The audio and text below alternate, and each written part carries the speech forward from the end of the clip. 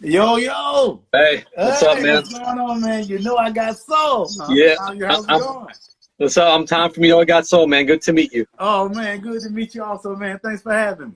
Absolutely excited to do this interview, man. We're big supporters of yourself and Silk, so definitely excited to talk to you. Oh, man, beautiful, beautiful, man. It's definitely a pleasure to be talking to you and everybody as well. Awesome. I Yes, want to sir. I want to start out with this interview by talking about the solo project you're working on. I Right. was reading a little bit about that. Talk about that and how that's coming along. Oh, man, listen, I'm like super duper excited, man. I'm like super duper excited. It's a project that me and my brother, super producer, Delight Allenby, Hmm. um, kind of been, collaborating on, and he's with me on this journey to, bring back, good soulful um, nine. Nice. We got a single that we're going to put out very, very soon entitled "Do You Believe in Love?" So you guys be on the lookout, for that. We're definitely gonna, do a lot of special things with that. I actually have a 5-song EP that I'm doing, man, and it's just one of them things it's something I've been, thinking about doing for a very, very long time. Um, and it's just one of those things that I'm truly, truly excited about, man. And I'm just really, really happy. Can't wait for you guys to hear it. You know what I mean? It's gonna be that special baby making love, making Yeah. music that you're accustomed to hearing from Silk. Just an extension of that.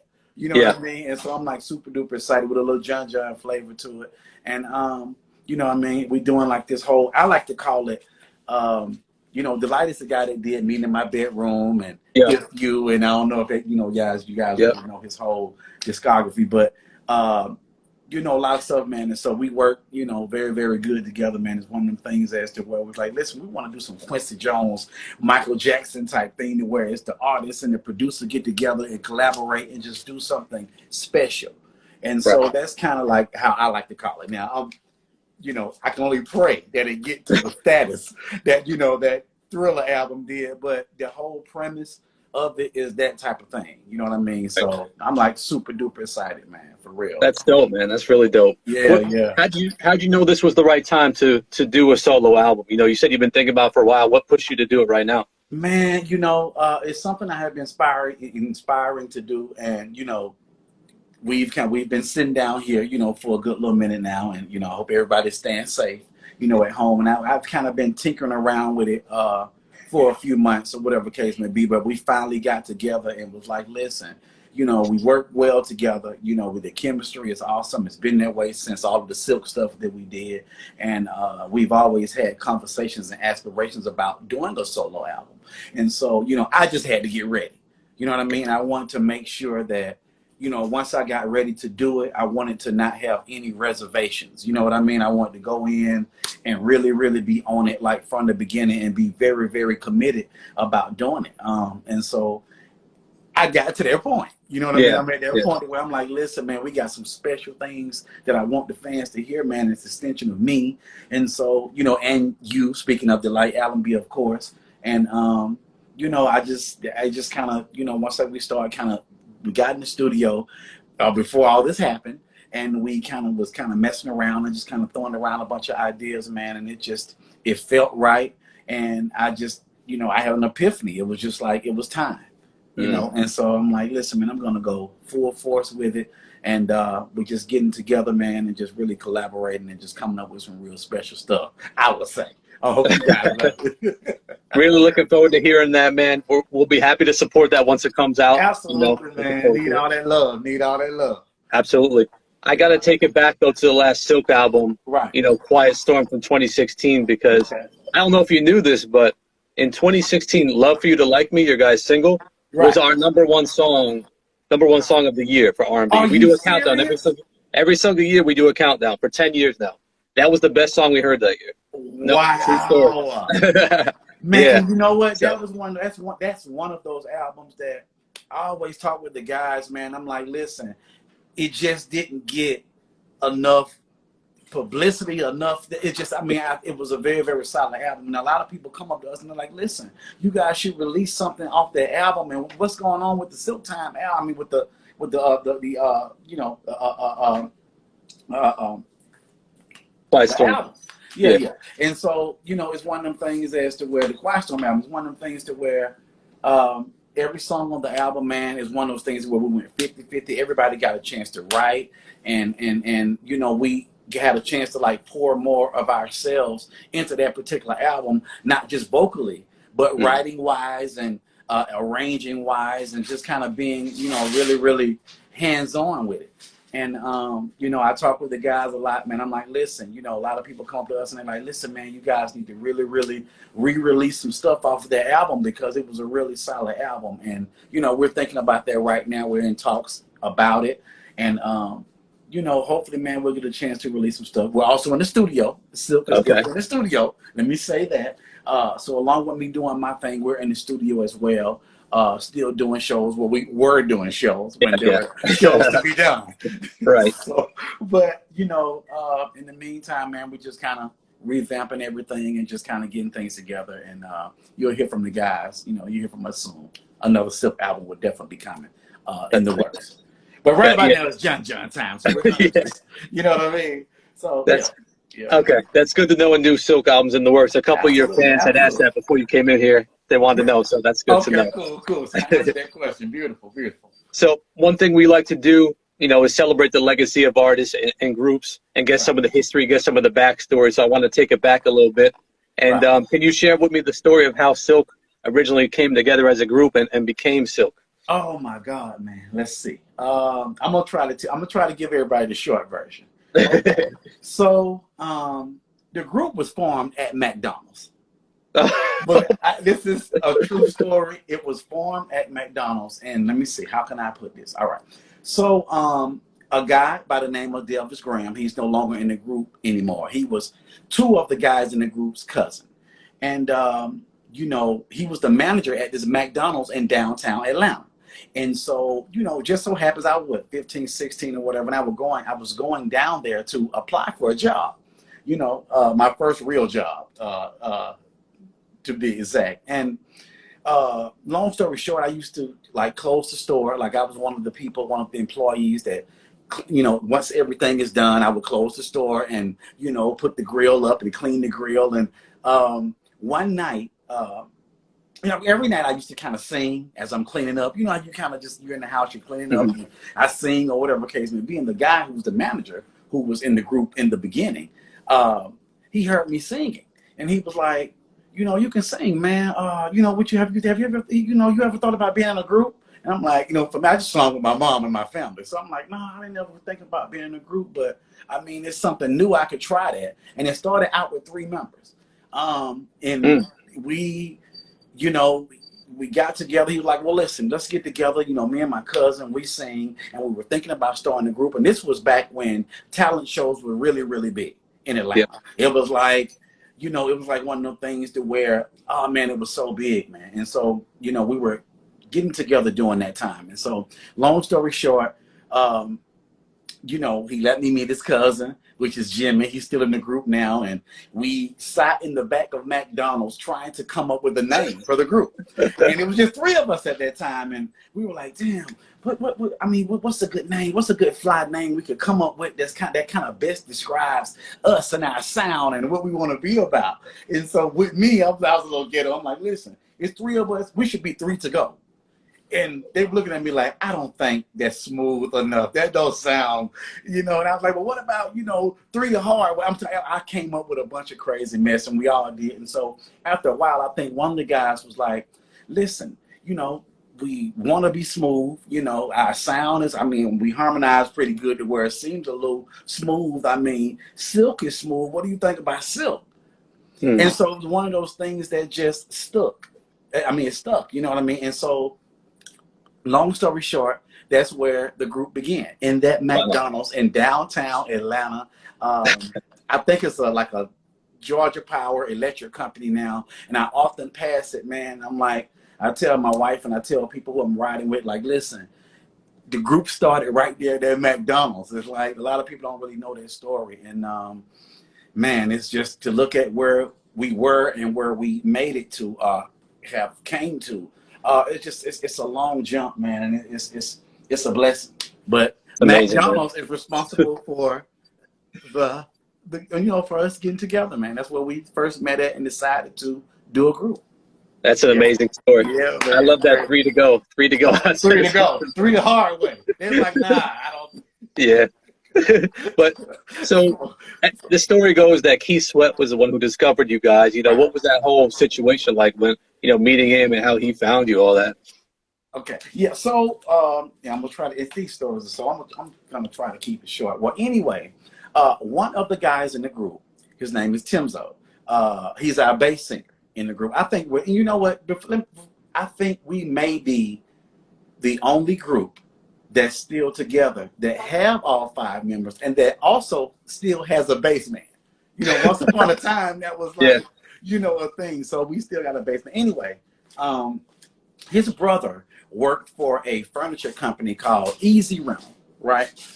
And so he delivered furniture to Keith Sweat's manager at the time, Louise Ferguson. Shout out to Louise. What's up, baby? I love you. And Lonnie Ferguson. They were married at the time. So, he walked in the house. He was delivering their furniture, and he seen, I guess, plaques on the wall of Keith Sweat and that type of thing right there. So he asked the lady. He asked Louise. He was like, well, do you guys manage groups or whatever the case may be? And she was like, well, no, we don't really manage groups, but we do a little something with Keith Sweat or whatever. And he was like, well, listen, my brother them has a group. Yeah. Their name is Silk, and they're doing talent shows right now. I would love it if you hear them. They are great. They sound good. And she was like, well, listen, we're having we're having a barbecue.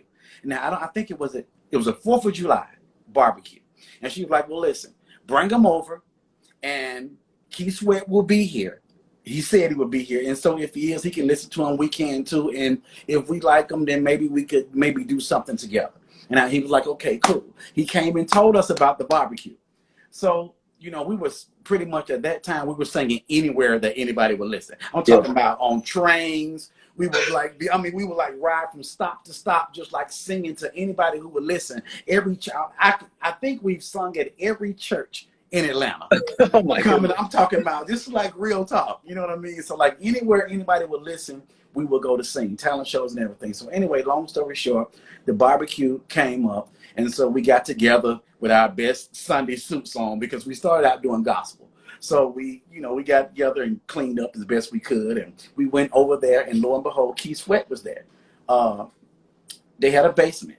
And they were upstairs talking. At this time, Keith Sweat was really, really popular. It was like when one of his biggest albums, there's a right and a wrong way to love somebody. You know what I mean? I just like that album right there was just special. And so he was ringing all through the hood and the neighborhoods and stuff. So we knew exactly who he was. And, he was upstairs and, we were kind of scared to go up there. So we ended up singing in the basement, and he heard us upstairs.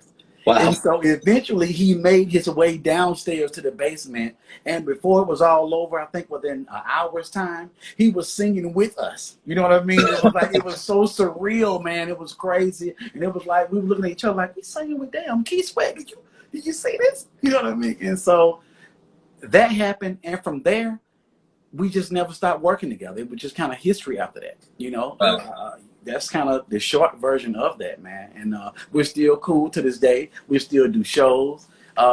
He's still Papa Sweat. He's not going to like that I said that. He hates when we call him that. But, yeah. He's still, the person that brought us into the game, man. And that's just kind of how that transpired. That's how that came about. He heard us in that basement, and we just kind of, skyrocketed from there. So, wow, man. Amazing story, man. That's history right there. That's crazy, man. I hadn't talked about it in a while, but go ahead. So you had been discovered by Keith, and then eventually the first album came out, Lose Control, classic album, Freak Me, huge single on there. What do you remember about creating that legendary album?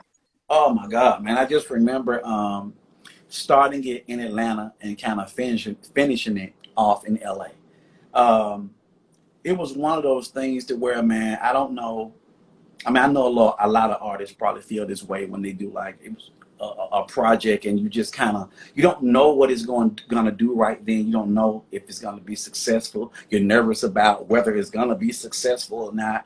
And you know, we were all brand new. We were hungry and thirsty. Like I said, we were singing anywhere that people would listen.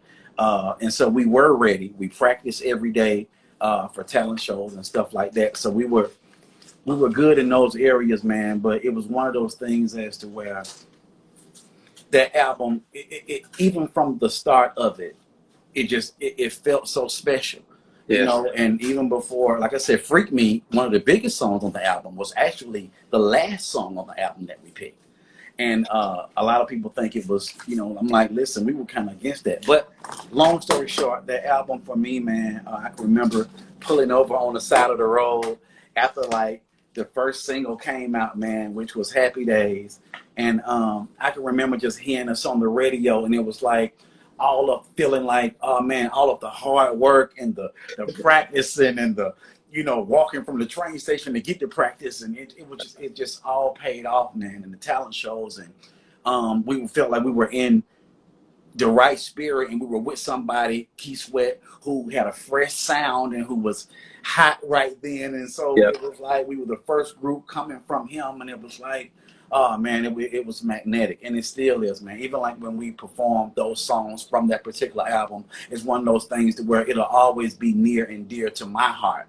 Not Right. just because it was the first album, but because, oh man, there's just so many emotions and memories that go into the album. It was one that, you know, the first time we did a video, you know, and so we went to New York to do a video, and it was like we had the wardrobe, and then I'm looking around like, man, this is crazy. It was like we had one of the best directors at the time doing the video, and man, it was just one of those things to where I never forget it. And even like sitting here now, like thinking about it and reminiscing in my head, man, just feelings just kind of swirl around, just because it was just a special and surreal moment, and that'll be something that I always cherish. And you know, we speak about it often, me and the guys, man, just like, listen, man, we came a long ways, and we the same five.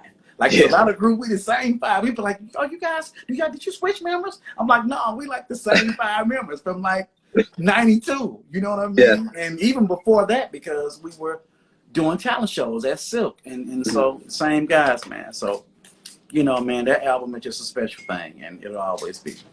Talk about your involvement in the creation of the music and on these albums, you know, because we don't get to see behind the scenes in the studio or what is your involvement in the creation process? Well, I mean, obviously, I sing. A lot of people don't know this, but, you know, I write as well. I wrote on, I think, maybe pretty much a little something on each one of those albums. And I've also doing a lot of writing on the solo project I'm doing now as well, in conjunction with Delight Allenby. But, you know, I just think that, you know, it's one of them things where I'm just really, really involved. And, you know, like throughout the course of that particular album, man, it's just that we've always been involved in arranging and that type of thing right there. And so, you know, just a special thing, man. Just a special thing. Special thing.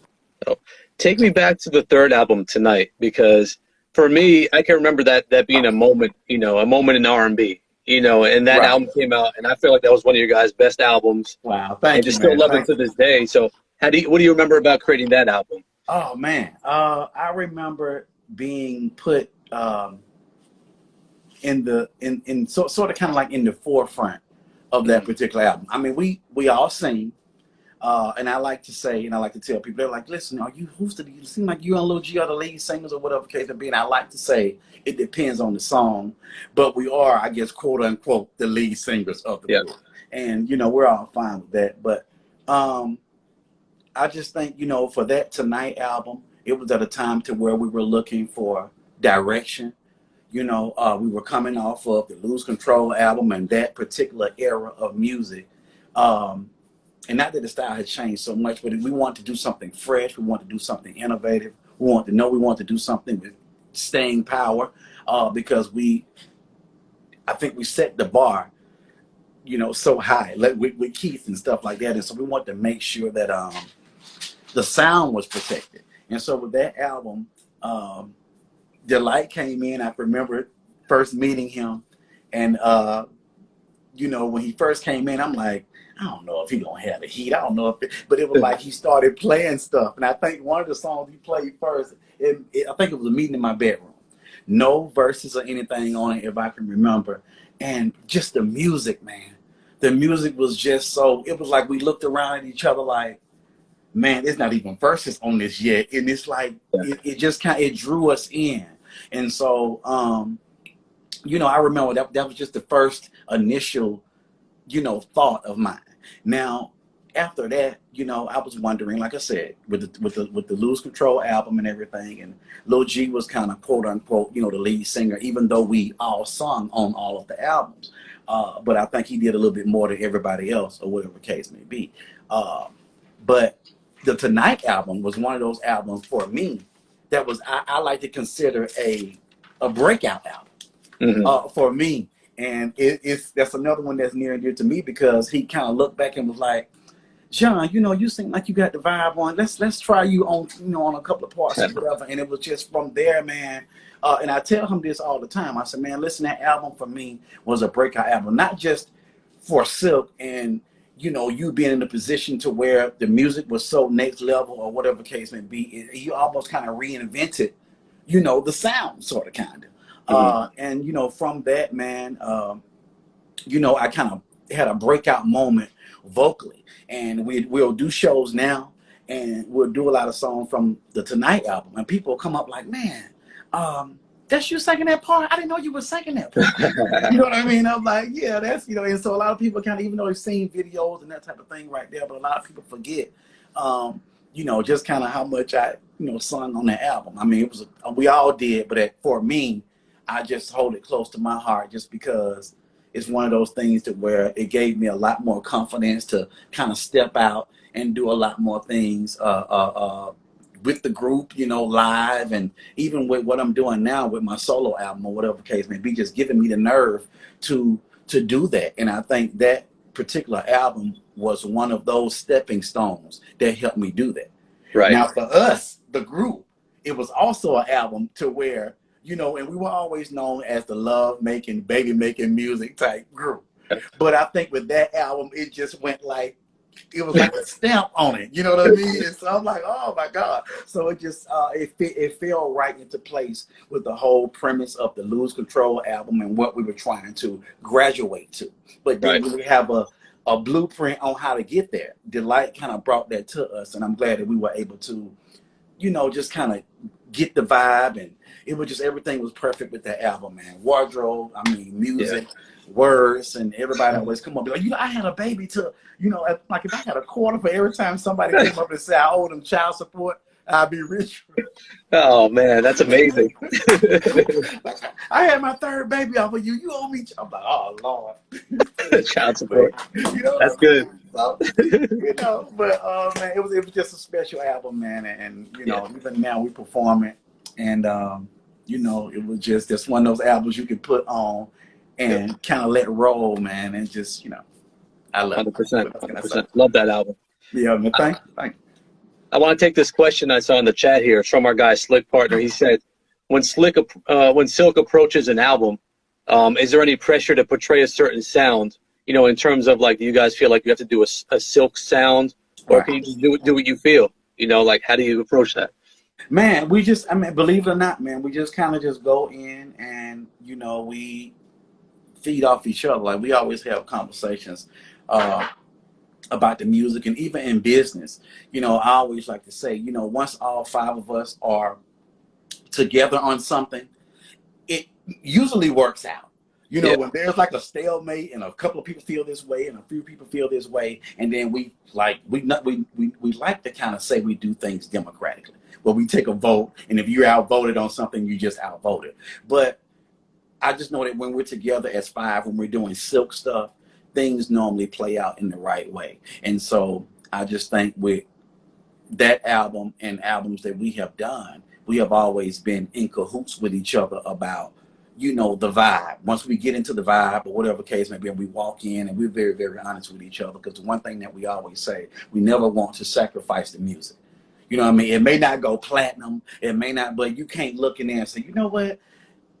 It didn't go platinum, but damn it, them album songs was cold as hell. You You know what I mean? Yeah. It's like, I'll take that over, you know, even Gerald Levert said one time, he was like, you know, I don't have a whole bunch of platinum albums, but, you know, I'm proud and happy of the albums that I do have, because when the fans come up and they let me know and they pick out different little songs that may or may not have been a single, but in its entirety, they say, listen, your music is always consistent. We always love it. And so those are the responses that you want.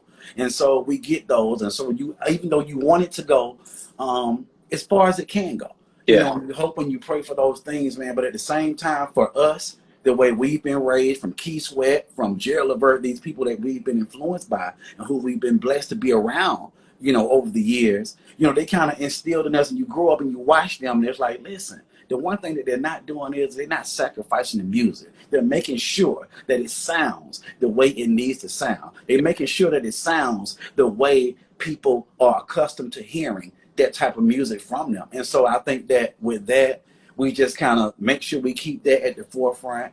And whenever we're picking and we're choosing songs and we're singing, that's something that we really, really have to be collectively a part of and on and in sync together, you know, to make it come off. And I know that seems a little, but that's kind of, you know, how we are. And it ain't something that we work on. We just go in and, you know, by the grace of God, you know, we get together, and I mean, we kind of flow with each other, and we kind of know what each other like, and we kind of know, you know, even with the light, we knew what to pick, even though everything he played was like fucking awesome. But you know, so that's kind of how we are with stuff. Yeah. Got you. Yeah. I want to take a couple more questions if you have time. Absolutely. First of all, Jermaine Harding, I saw your question. We talked about at the beginning with Keith. The interview will be on the site after the tomorrow or whatever. We'll have the video, we'll have the transcription, so check it out on the site. But my boy DJ Soulchild wants to know, how come Big G doesn't sing more parts? His voice is so underrated. Oh yeah, Big G. Okay, DJ Soulchild. That's one of my homeboys. What's up with you, man? What's up? You know what? Again, I just think with us, it's about the song. I know Big G he's in the studio as well doing some stuff, and a lot of people don't know this about him as well. He's a just dope ass writer. You know what I mean? He's a dope writer, and you know he's written a lot on the Silk albums over the years as well. And it's just, you know, a lot of stuff that we do individually doesn't really get a whole lot of light, and so we're working on changing that. But to answer the question, it really is nothing that we sit down and come up with. It's one of them things that where we get together and the song comes on, or the demo or whatever the case may be, and then we talk amongst each other and see, okay, listen, it's about which voice fits that particular part best. Right. And that's how we do it. You know what I mean? It's not like, oh, well, he's not saying that. It's like, listen, which one of us sounds the best on that particular part? Because we know we have a whole album to do. So you may not be able to do like, you know, and so, but on this new album, I think we're making sure that a lot more of the group gets heard. Because I always tell people, you know, when they come up and they're like, you know, you and Lil G are the lead singers. I'm like, yeah, but on this new album, we'll get together and showcase a lot more of the group in depth. Because everybody sings. You know, our bass singer sings low and high like me. A lot of people don't know that. Yeah. You know what I mean? So it's like we have a lot of facets that we have left to show. So you'll definitely be hearing a lot more from him and the rest of the guys in the near future. Absolutely. Sounds amazing. Amazing. Yeah. I got one more question for you because we're just about out of time. Okay. And you might not be able to answer this question though. And the question is, how come, you know, we hear these discussions about the top 90s groups all the time. Right. How come Silk's name never comes up with all the success you guys have had over the years? Wow. In your perspective, why do you think that Silk is never mentioned enough? Maybe you don't hear these discussions like we do, but you know what? I do. And you do? Okay. Man, you know, that is a hard question to answer. It's one of them things to where, you know, I don't want to answer it then come off like, you know, they should be, you know, and I don't want to come off like that. But a lot of people come up to us, and I mean me, and like they're like, listen, you know, it's a lot, you know, and a lot of sometimes tours go by. And like I said, we work pretty consistently or whatever the case may be, but it's certain tours that go by and people come up and be like, listen, they got like everybody on their tour, but you guys were the ones who, I'm like, listen, you know, I can't really, we do what we can do or whatever the case may be. You can't really choose, you know, who people pick to do what and that type of thing right there. And I mean, I know we would absolutely love, you know, a lot more, a few more accolades or whatever the case may be. But, you know, it's one of those things, man, that just kind of happens. And we're actually working on just kind of being more visible as well. You know what I mean? I tell the guys this all the time, man. I'm like, listen, you know, we have to be more. I mean, we came out in the early 90s. And so it's not, music and radio is not that way anymore. And so you kind of have to adapt. I mean, everything is digital now. Everything is, you know, you have to adapt to that world. And so it's one of them things that where we kind of get together and talk like, listen, we have to make sure we're more visible to the fans and so we can let them know what we're doing through social media. We have Instagram, Facebook, and Twitter as well. And matter of fact, it's the group Silk for those who are listening. So if you want to follow us and find out what we're doing, definitely go and follow the group Silk as well. But to answer your question in whole, if you asked us, well, you're asking me right now. So I'm like, you know, I just think that we could be more visible, you know, through the social media thing. And I think that that will help a lot. But I think that's one of the main things. But to a full answer or a specific answer, I don't really know, man. But we do feel the love. Like people come up and they ask them questions like you asking when we're doing shows. Like, y'all should be such and such. And I'm like, I told the guys, I said, the next album that we do, we just got to make sure that we, you know, go all in and to let people know what we're doing and to be as visible as possible, because that's what it takes, you know, nowadays. You know what I mean? It's the music, good music, and being visible so people can see and know what you're doing. Right. So, that's a good answer. That's a fair answer. I like that. So before we get out of here, is there anything you'd like to add? Man, I just want to finish off by saying this. Y'all, we're actually doing a 5-song EP. And I don't know and so, you know, the first song is called Do You Believe in Love? We're going to drop that sometime soon. We're thinking about next week, but we kind of want to get everybody ready for it. So we got a few tricks up our sleeves, and I'll definitely let you know about this. Well, I'm going to shoot it to you, man, because I want you to hear it as well. Amazing. And so, you know what I mean? Just so you can check it out. And I'm very, very excited about it, man. So I just want to leave the people with knowing Silk was in the studio, yes. But John is about to release something that I've, you know, been inspiring to do for a very, very long time, man. Trying to gonna definitely bring back that sexy love making 90s new school R&B, man. And so I'm on a mission to capture that. I'm sure say we're on a mission, me and Delight. We on some Quincy Jones, Michael Jackson type of thing right now. I'm gonna keep saying that until y'all get it. You know what I mean? And so it's just the whole little premise of it, man. But that's something I'm very, very, very excited about, you know, for you guys to hear. And so just be on the lookout. Do you believe in love? And it'll be something, man, that, you know, I think everybody will love, and you should have some good staying power. That's all that we're trying to do. So amazing, man. Yeah. Really looking forward to hearing that. You know, you got our support. Yes, yeah, whatever you guys are doing. And thank you so much once again for your time, man. I loved hearing all this history. Man, thanks for having me, man. For real, for real. Let's do it again. When the song comes out, let's do it again. And just definitely. We can debut some stuff. We'll do it again soon. Definitely. When the song's out. Can't wait to hear it, man. All right, man. Please. Good talking to you, man. All right, man. Take care.